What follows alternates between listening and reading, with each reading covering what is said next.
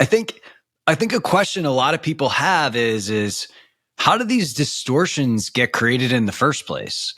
Like, why is it that my system creates this thing that I can't see that is now impacting my experience moving forward in a way that's less than ideal?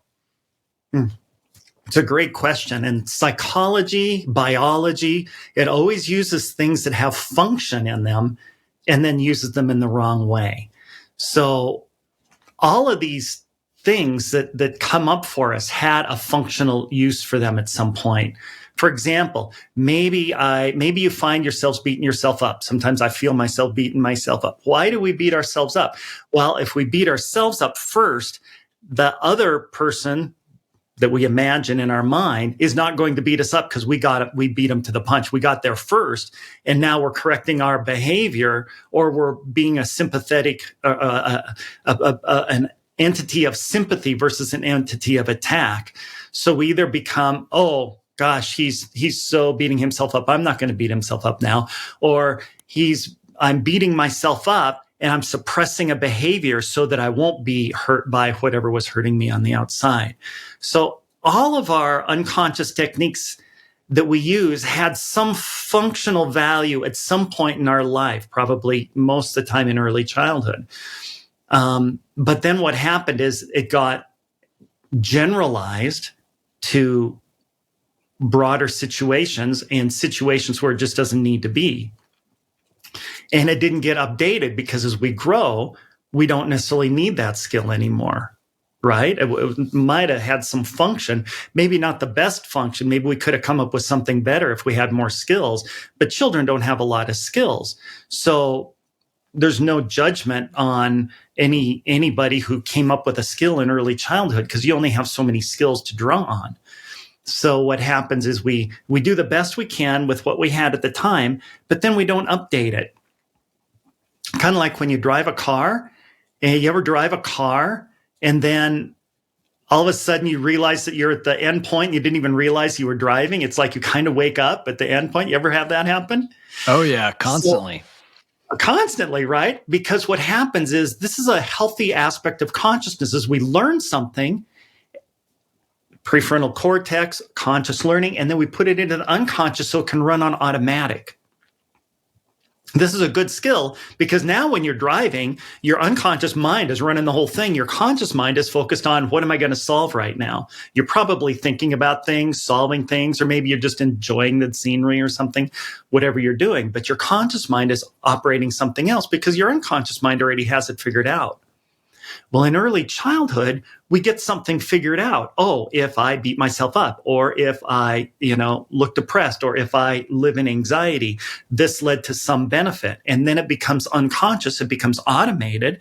And now we go about our life and we live in chronic anxiety, or we chronic depression, or we chronic anger, or episodic anger, or self-beating ourselves up, or self-sabotage, where I want to do something, but I find myself not doing it. I want to go on a diet, but I end up eating junk food and binging on Netflix. Or I want to get a work project done. I want to get something done with my entrepreneurship. And then I find, I'm doing something else instead. All of these are automated patterns in our unconscious mind that had some strange functional value in some kind of specific situation in our past, but is just not functional now. Yeah, I think of an example, like one that comes up for me is like when I got shushed by a teacher, there was this formation that it was like, okay, if I'm quiet, then I'll be safe. Like nobody will tell me to shut up. And then it's like, all of a sudden you kind of carry this equation around with you that makes you a quiet, timid person and you don't even know it. And you forget that it's there. And, for me, the value in this work is just like, there's so much richness in understanding why we are the way we are. And through that experience, creating freedom, creating true freedom. Mm-hmm. Creating true freedom, and true freedom from really the core seed, because you use the word equation. And I love that analogy. I love using that analogy. And other people have picked up on that too, is that if you have a math problem that requires several operations, if you mess up on the first one, it doesn't matter how good you are on the rest. the outcome's going to be wrong. If your first calculation is wrong, the whole problem is wrong. And that's what happens in early childhood. We get one calculation wrong. It's the best calculation we could make as a 3-year-old or as a 5-year-old or as a 7-year-old or as a teenager, but it wasn't the right calculation. And so now everything past that is presumptive upon that first miscalculation. And so everything gets interpreted through that calculation. So the ultimate math problem is wrong, even though you did everything else right. Mm.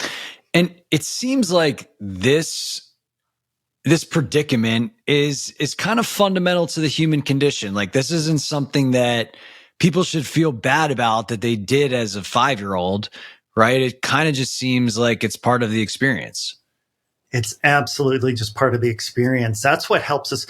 What we want to do is we want to have a flexible mind, Scott, because what happens is we get these calcified patterns. They get calcified. It's like, oh, it's rigid. It's a rigid pattern now. And we don't update those patterns. And so once it gets rigid and calcified, what we want to do is we have to go back in and soften that up to make our mind more flexible so that we can update. But you're right. There's no judgment on ourselves or even necessarily our parents, because they were probably doing the best that they could too. What we're doing is we're just trying to make our mind more flexible, because a child can only do the best they can. They only have so many calculations they can do in certain situations, and there's only so many options available to them. So there's absolutely 100% compassion for any miscalculation we've ever made any time in our life. And what we want to do is come with compassion to ourselves, so that when we're going in to do shadow work, we're not shaming ourselves because we're doing shadow work. Oh my gosh, there's something wrong with me. I got all this shadow, right? It's like, no, we all have shadow.